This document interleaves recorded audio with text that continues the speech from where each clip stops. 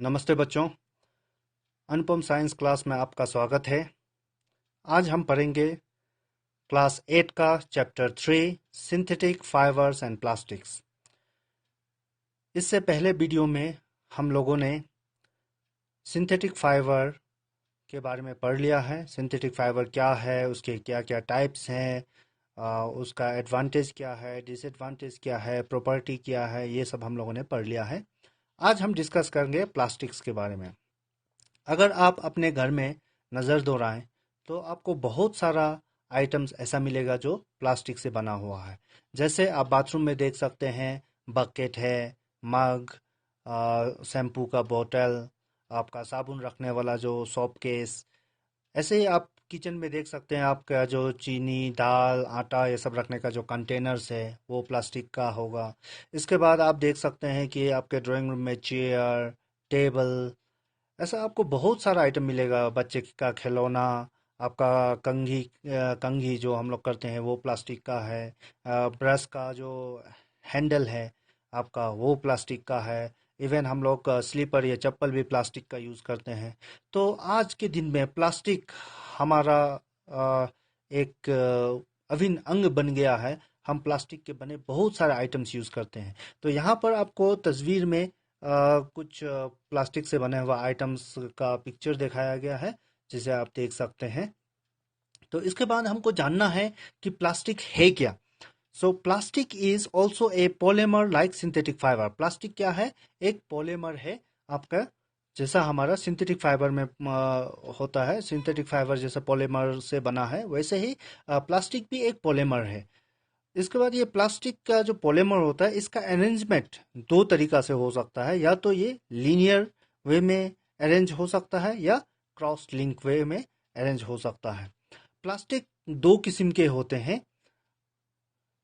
इसको एक को हम लोग बोलते हैं थर्मोसेटिंग प्लास्टिक और दूसरे को बोलते हैं thermoplastic.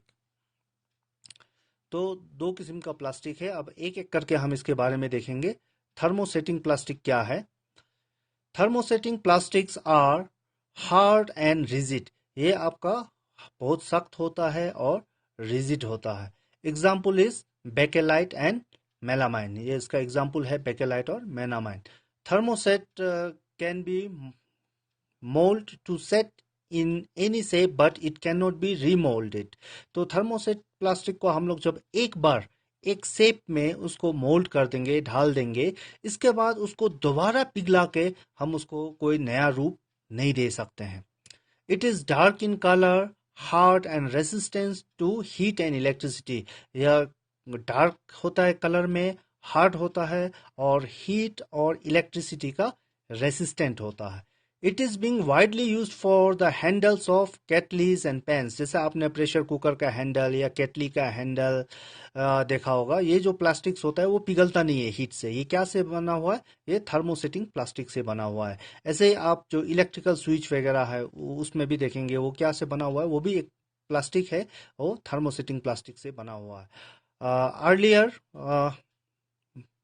black telephone sets, electric switch, electric lamp holder, pins and plugs were made from the thermoset plastics। ऐसे आपने बहुत सारा का होल्डर देखा होगा। जैसे हम लोग आयरन करते हैं तो उसका जो होल्डर हम जो प्लग में लगाएंगे वो प्लास्टिक से बना हुआ है, वो थर्मोसेटिंग प्लास्टिक है। इलेक्ट्रिक लैंप हमारा थर्मोसेटिंग प्लास्टिक से बना हुआ है। इसे इलेक्ट्रिकल स्विच और टेलीफोन जो पहले का बना होता था। तो इस तरह से बहुत सारा एग्जाम्पल्स आपको मिलेगा जो हम थर्मोसेटिंग प्लास्टिक से बनाते हैं। थर्मोसेटिंग प्लास्टिक मतलब आपको याद ये रखना है कि ये एक बार जिस शेप में हमने उसको बना दिया, इसके बाद उसको हम लोग फिर पिघला के दूसरा रीयूज या रीमोल्ड नहीं कर सकते हैं उसको। इसको कहते हैं thermosetting plastic. Example of thermosetting plastic, जैसे यहाँ में हमने अभी भी देखा था, यहाँ में थर्मोसेट हैंडल्स है बहुत सारा। कुकर आपका या बहुत सारा हैंडल्स जो हम बनाते हैं पेन का, वो सब आपका थर्मोसेटिंग प्लास्टिक का एग्जाम्पल है। ऐसे ही आपका a fireman uniform is coated with thermoset plastic to made it fire resistance. ऐसे आपका जो आग से बचाने के लिए जो कपड़ा बनता है, फायरमैन यूज करते हैं, वो थर्मोसेटिंग प्लास्टिक से बना हुआ है। ऐसे आपका मेलामाइन वेयर्स है, इलेक्ट्रिक पेन्स है, पिंस है, ये सब हमारा थर्मोसेटिंग प्लास्टिक से बना होता है। इसके बाद हम जानेंगे थर्मोप्लास्टिक क्या है। तो thermoplastic are soft and flexible, ये सॉफ्ट होता है और फ्लेक्सिबल है। They are not elastic like rubber and steel spring, ये हमारा इलास्टिक नहीं होता है।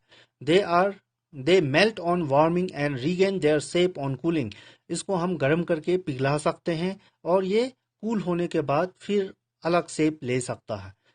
Thermosetting plastic can be drawn into fine fiber mold to any desired shape or stretched or spread as a sheet। तो इसको हम लोग किसी भी तरह से इसको पिघला के, जैसे लंबा तार के जैसा हम लोग लंबा कर सकते हैं रस्सी का जैसे, या हम इसको कोई भी बर्तन का सब कप जैसे हम लोग चाय बनाने वाला है उस शेप में हो, या हम लोग इसको एक लंबा एक सीट का जैसे आप बना सकते हैं, जैसे आपने बहुत सारा जो टेंट हाउस प्लास्टिक सीट से बना हुआ देखा होगा। तो इस तरह हम लोग इसको अलग अलग शेप में उसको हम लोग डाल सकते हैं और इसको बार बार यूज कर सकते हैं। Some of the better non thermo plastic are nylon, जैसे नायलॉन हमारा थर्मोसेट थर्मोप्लास्टिक का एग्जाम्पल है। पॉलिस्टर है, पॉलीथीन जो हम लोग मार्केट से हमेशा यूज करते हैं, सब्जी वगैरह लाने के लिए यूज करते हैं। ऐसे ही आपका एक्राइलिक है। तो बहुत यहाँ पर आपका बहुत सारा एग्जाम्पल दिया हुआ है, ये सब हमारा थर्मोप्लास्टिक का एग्जाम्पल है। यहाँ में फिर और कुछ एग्जाम्पल आपको दिया गया है थर्मोप्लास्टिक एग्जाम्पल, जैसे प्लास्टिक टेबल एंड चेयर्स है, plastic food containers, plastic toy, plastic spoons and fork, plastic cup, plastic daily use items. तो ये सब हमारा एग्जाम्पल्स हो गया प्लास्टिक थर्मोप्लास्टिक का। तो आपको डिफरेंस जानना है, what is difference between thermosetting plastic and thermoplastic, ये आपको पढ़ना है। इसके बाद हम पढ़ेंगे प्रॉपर्टीज ऑफ प्लास्टिक। तो प्लास्टिक कैसा होता है, रेसिस्ट कोरोशन, जैसे हमारा मेटल जो जंग लग के कोरोड होता है, खराब होता है मेटल आपका मॉइस्चर और एयर से रिएक्ट होके, तो ये हमारा प्लास्टिक जो क्या है एयर और मॉइस्चर से रिएक्ट नहीं होता है, तो जल्दी खराब नहीं होता है। ये आपका रेसिस्ट है आपका कोरोजन का। ऐसे रेसिस्ट हाई टेम्परेचर, आपका हाई टेम्परेचर को बर्दाश्त कर सकता है। इंसुलेट हीट एंड इलेक्ट्रिसिटी, आपको हम इलेक्ट्रिसिटी का ये और हीट का इंसुलेटर के रूप में यूज़ कर सकते हैं। ये इलास्टिक होता है, आप इलास्टिक के फॉर्म में यूज़ कर सकते हैं। थर्मोप्लास्टिक कैन बी रिसाइकल, इसको थर्मोप्लास्टिक जो है उसको हम लोग बार बार यूज़ कर सकते हैं, उसको पिघला के उसको रीमोल्ड करके हम लोग बार बार यूज़ कर सकते हैं।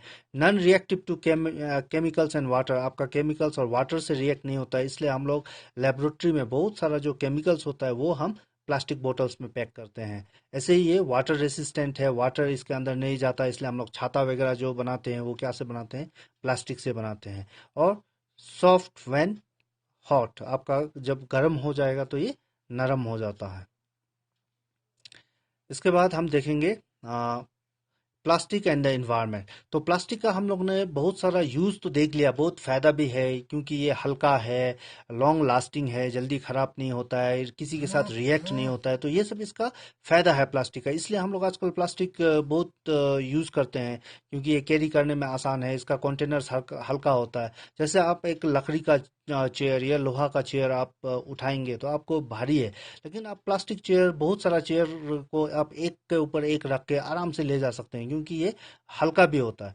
तो हल्का है, ज़्यादा दिन लास्टिंग करता है, और आपका कॉस्ट में भी आपका जो चीप होता है आपका बहुत सस्ता पड़ता है, और किसी चीज़ से रिएक्ट नहीं होता है, ख़राब नहीं होता है। तो ये सब आपका एडवांटेजेस है हमारा प्लास्टिक का।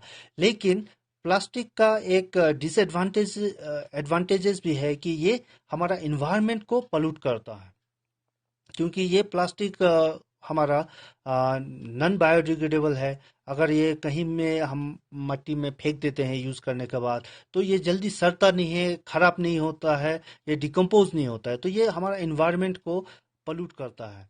तो इसलिए ये इन्वायरमेंट के लिए एक खतरा है। Recycling waste plastic is very important, इसलिए हम लोग, क्योंकि इसको हम लोग डिस्पोज करके ख़त्म नहीं कर सकते हैं, डिकम्पोज करके ख़त्म नहीं होगा, इसलिए हमको इन्वायरमेंट को बचाने के लिए इसको हमेशा क्या करना चाहिए, रिसाइकल करना चाहिए। जो प्लास्टिक हमारा डैमेज हो गया उसको हम फिर बेच सकते हैं इकट्ठा करके, वो आपका फैक्ट्री में जाएगा, वहाँ से फिर उसको पिघला कर नया चीज़ बन सकता है। तो ऐसा करने से हमारा इन्वायरमेंट प्रोटेक्ट होगा।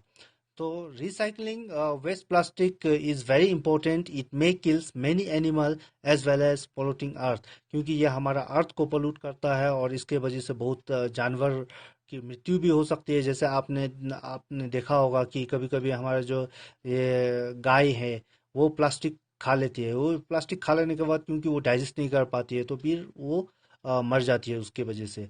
तो ये हमारा प्लास्टिक का डिसएडवांटेज है, ये हमारे इन्वायरमेंट को पोल्यूट करता है। ऐसे ही हमारा प्लास्टिक जहाँ में अर्थ के अंदर अगर दब गया है तो वो डिकम्पोज तो होगा नहीं, तो वो बहुत साल के बाद भी निकालने से, 500 साल के बाद भी निकालने से वैसे ही का वैसे ही रहेगा। तो जहाँ वो ग्रो हो गया वहाँ वो वाटर को सॉइल में पेनिट्रेट होने नहीं देगा, जिससे वाटर टेबल हमारा इफेक्ट होता है।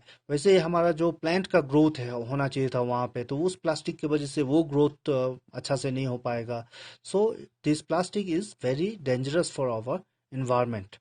Plastics are non biodegradable. ये नॉन बायोडिग्रेडेबल है, मतलब ये डिकम्पोज नहीं होता है, ये खत्म नहीं होता है। जैसे हमारा पेपर, ये सब्जी वगैरह हम लोग बाहर में फेंक देते हैं तो सड़ के खत्म हो जाता है, लेकिन प्लास्टिक ऐसा खत्म नहीं होता है।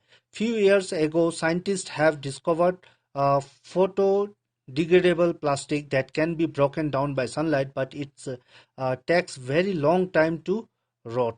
तो साइंटिस्ट लोग इस दिशा में कुछ प्रयास कर रहे हैं और उन्होंने एक फोटो डिग्रेडेबल प्लास्टिक ऐसा बनाया है जो आपके सनलाइट में टूट सकता है, ब्रोकन हो सकता है, लेकिन ये भी इसको खत्म होने में फिर भी बहुत समय लग जाता है।